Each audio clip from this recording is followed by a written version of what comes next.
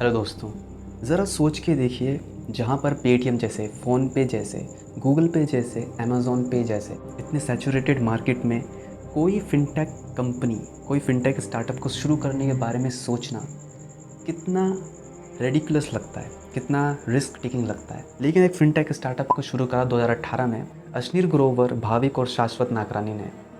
लेकिन इनका माइंडसेट क्या था? इन्होंने क्या प्रॉब्लम आइडेंटिफ़ाई करी मार्केट में जो और फिनटेक कंपनीज आइडेंटिफाई नहीं कर पा रही थी, या उस तरफ, उस सेगमेंट में, उस प्रॉब्लम की तरफ कंपनियों का ध्यान नहीं था।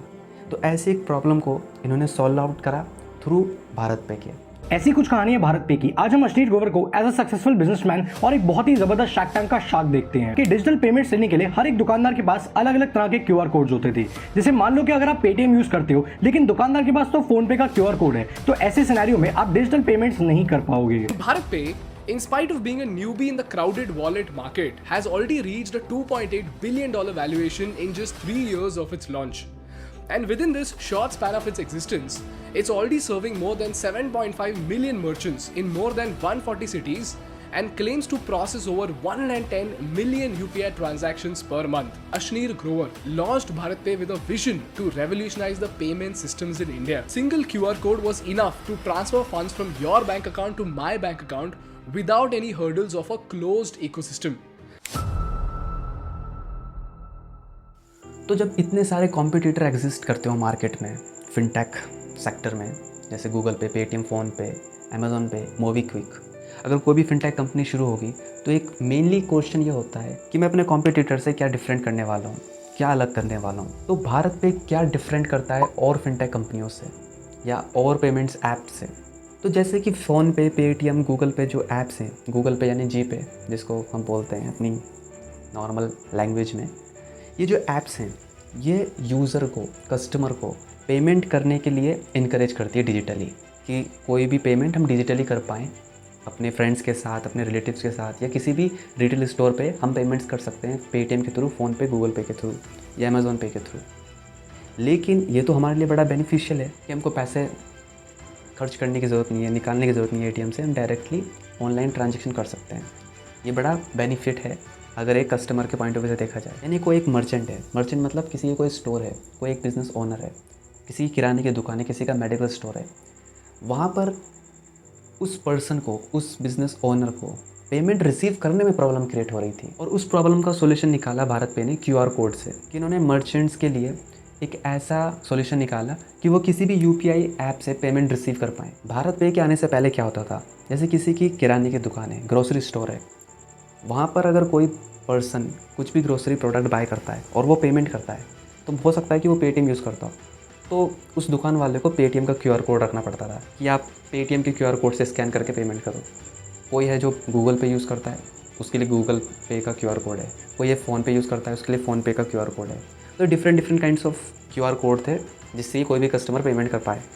लेकिन भारत पे ने क्या करा कि एक ही क्यूआर कोड के अंदर सारे यूपीआई ऐप्स की जो यूपीआई ट्रांजैक्शन है वो ईजी कर दी मर्चेंट्स के लिए, यानी कि शॉप ओनर के लिए, वो ईजिली पेमेंट कर पाए। जैसे कि आज की डेट में हम देख सकते हैं कि फ़ोन नंबर से हम किसी भी यूपीआई ट्रांजैक्शन कर सकते हैं, यानी कि कोई पेटीएम यूज़ करता है और कोई दूसरा जिसको हम ट्रांजैक्शन कर रहे हैं वो गूगल पे यूज़ करता है, तो वो ट्रांजैक्शन अब हो जाती है। लेकिन पहले नहीं होती थी। अगर पहले कोई पेटीएम यूज़ करता था तो सिर्फ पेटीएम से ही पेटीएम वाले पर्सन को मनी ट्रांसफ़र किया जा सकता था। लेकिन अब हम पेटीएम से गूगल पे को कर सकते हैं, गूगल पे से फ़ोन पे को कर सकते हैं, यानी कि किसी भी मोबाइल नंबर से या क्यूआर कोड से हम ट्रांजैक्शन कर सकते हैं या पेमेंट भेज सकते हैं या रिसीव कर सकते हैं। तो दूसरी प्रॉब्लम भारत पे ने जो सॉल्व करी वो है ट्रांजैक्शन फ़ीस की, यानी कि जो और ट्रांजैक्शन ऐप्स थी वो ट्रांजैक्शन फ़ीस चार्ज कर रही थी पर ट्रांजैक्शन पर। यानी कि कोई ग्रोसरी स्टोर है, वहाँ पर कोई कस्टमर आता है और सामान ख़रीदता है, यानी कि मान लो 10,000 रुपये का उसने सामान ख़रीदा, तो अगर वो ऑनलाइन ट्रांजैक्शन करेगा तो उस ट्रांजैक्शन पे कंपनी 1.5% चार्ज करेगी, यानी कि 150 रुपये 10,000 रुपये में कंपनी अपने पास रखेगी और बाकी बचे हुए पैसे बिज़नेस ओनर को मिलेगा। जैसे कि हम ट्रांजैक्शन करते हैं पेटीएम पे, गूगल पे, फ़ोन पे, तो जैसे कि मैं हूँ और मैं अपने फ्रेंड को ट्रांजैक्शन कर रहा हूँ 10,000 रुपये, तो अगर मैंने यहाँ से 10,000 रुपये सेंड करे तो मेरे फ्रेंड को 10,000 रुपये ही मिलेंगे पूरे के पूरे। लेकिन बिज़नेस ओनर्स के लिए प्रॉब्लम क्या थी, जिनका स्टोर है, जो बिज़नेस कर रहे हैं, जो कोई भी ट्रांजैक्शन कर रहे हैं एक बिज़नेस पर्पज़ के लिए, उनसे ये प्लेटफॉर्म्स चार्ज कर रहे थे 1.5%, यानी कि 1.5% चार्ज कर रहे थे। तो बिल्कुल ऐसा है कि जैसे 10,000 रुपये की ट्रांजैक्शन करे कोई और बदले में आपको मिले 9,850 रुपये, तो 150 रुपये कंपनी अपने पास रख लेगी। लेकिन आजकल पेटीएम पे अब वो कस्टमर्स ही चार्ज कर रहे हैं 1.5% प्लेटफॉर्म फीस के नाम पे। तीसरी प्रॉब्लम भारत पे ने जो सॉल्व करी वो है पेमेंट सेटलमेंट की। पेमेंट सेटलमेंट क्या होता है? फॉर एग्जांपल ग्रोसरी स्टोर में सुबह से लेकर शाम तक कितने कस्टमर आते होंगे और कितनी प्रोडक्ट्स खरीदते होंगे, कितना सामान खरीदते होंगे, और सामान खरीदेंगे तो ट्रांजैक्शन होगी, यानी कि पेमेंट करेंगे। और पेमेंट अगर वो डिजिटली कर रहे हैं तो ऐसा नहीं है कि ये apps PhonePe, Google Pay, Paytm, ये उसी hand to hand business owner को उनका जो पेमेंट है वो रिसीव हो जाए, ऐसा नहीं होता है। कस्टमर अगर ट्रांजैक्शन करेगा तो पूरी ट्रांजैक्शन 2 दिन की ट्रांजैक्शन मिल करके एक बारी में ही ये ऐप्स प्रोवाइड करते हैं बिज़नेस ओनर को।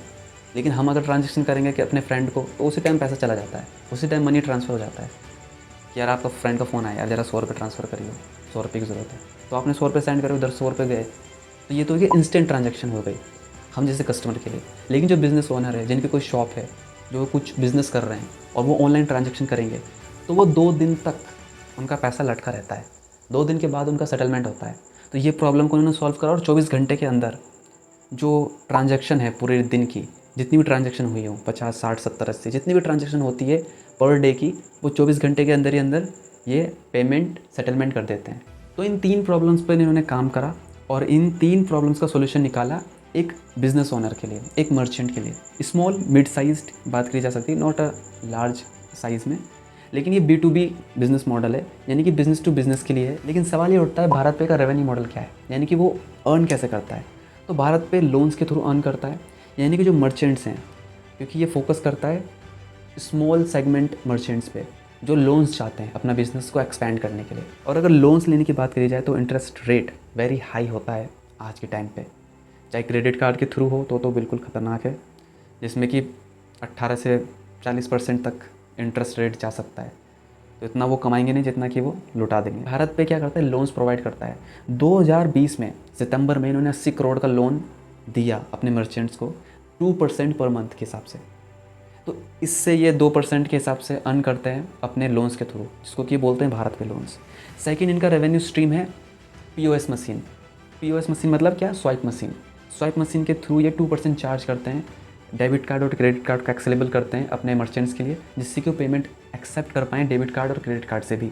और 2% चार्ज करके तो बहुत ही कम फ़ी है, इससे कोई इनका लार्ज अमाउंट ऑफ रेवेन्यू नहीं बन पाता है। यानी कि स्वाइप मशीन्स के थ्रू, POS मशीन्स के थ्रू ये अपसेल करने की पोटेंशियल इनको मिल जाता है। तीसरा इनका रेवेन्यू सोर्स है इंटरेस्ट ऑन इन्वेस्टेड कैश। इन्होंने क्या किया है कि 12% क्लब अकाउंट बनाया है अपने मर्चेंट्स के लिए। 12% क्लब अकाउंट सुनने में अट्रैक्टिव लगता है। जहाँ बैंक्स अकाउंट यानी कि सेविंग अकाउंट हमारा बैंक में होता है, वहाँ पर हमको 2.5 से 3% का इंटरेस्ट रेट मिलता है एनुअली। अगर FD की बात करें तो 6 से 7% का इंटरेस्ट रेट मिलता है। लेकिन अगर भारत पे बोलता है अगर आप 12% क्लब में आ जाओ तो आपको 12% का इंटरेस्ट रेट ये प्रोवाइड करते हैं। तो इसी इन्वेस्टेड कैश के थ्रू ये लोन्स प्रोवाइड करते हैं अपने मर्चेंट्स को, यानी कि उन्हीं के ही पैसे से उन्हीं को लोन देना और उससे पैसा कमाना, इसको बोलते हैं बिज़नेस मॉडल। और क्रेडिट कार्ड्स के थ्रू, भारत पे के जो क्रेडिट कार्ड्स हैं उस पर तो आपको पता ही होगा कि क्रेडिट कार्ड्स में कितना इंटरेस्ट रेट कमाया जा सकता है, यानी कि 12% इंटरेस्ट रेट देते हैं एनुअली, यानी कि पर मंथ बात की जाए तो 1% इंटरेस्ट रेट कमाता है वो जो 12% क्लब अकाउंट पे इन्वेस्ट करेगा। लेकिन अगर ये 1% पर मंथ अपने अकाउंट होल्डर को देंगे, यानी कि 12% क्लब अकाउंट होल्डर को देंगे, कि एक महीने में कम से कम 12 से 18% का इंटरेस्ट रेट तो मिनिमम कमाएंगे ही कमाएंगे। और 1% इंटरेस्ट रेट ही उनको देंगे जिन्होंने अपना कैश इस 12% क्लब में इन्वेस्ट किया होगा। यहाँ से भी एक अच्छा खासा इंटरेस्ट रेट ये कमाते हैं और वहाँ से इनका रेवेन्यू सोर्स बनता है। बात करी जाए तो 7.5 मिलियन एक्टिव यूज़र्स हैं अभी भारत पे और 2022 में इनका रेवेन्यू 321 करोड़ के आसपास था। अभी भी ये कंपनी प्रॉफिटेबल नहीं है, लेकिन वैल्यूएशन के अकॉर्डिंग आने वाले टाइम पे शायद प्रॉफिटेबल हो जाएगी जल्दी। अश्नीर ग्रोवर कहते हैं focus on execution, delivering a very good pitch doesn't make you very successful. यानी कि फोकस करो एग्जीक्यूशन करने में। कोई अच्छा बिजनेस आइडिया होने से या इमेजिनेशन होने से या कोई प्रोडक्टिव आप बात कर रहे हो, काम करने के बारे में सोच रहे हो, लेकिन एग्जीक्यूशन नहीं कर रहे हो, तो कितने भी अच्छी आपकी प्रेजेंटेशन हो कि आप किसी इन्वेस्टर के सामने पिच करो जाकर के अपना आइडिया, तो इससे आप सक्सेसफुल नहीं बन पाओगे। तो बेटर ऑप्शन ये है कि फोकस ऑन एग्जीक्यूशन आपका काम दिखे तब जाके कोई इन्वेस्टर उस पर इन्वेस्ट करना चाहेगा या इन्वेस्ट कर पाएगा। ऐसी हवा हवाई में बात करके इन्वेस्टर को ये सोचना कि वो इन्वेस्ट करेगा, it's a foolish kind of thinking. तो आई होप ये वीडियो इन्फॉर्मेटिव लगा होगा। मिलते हैं नेक्स्ट वीडियो में।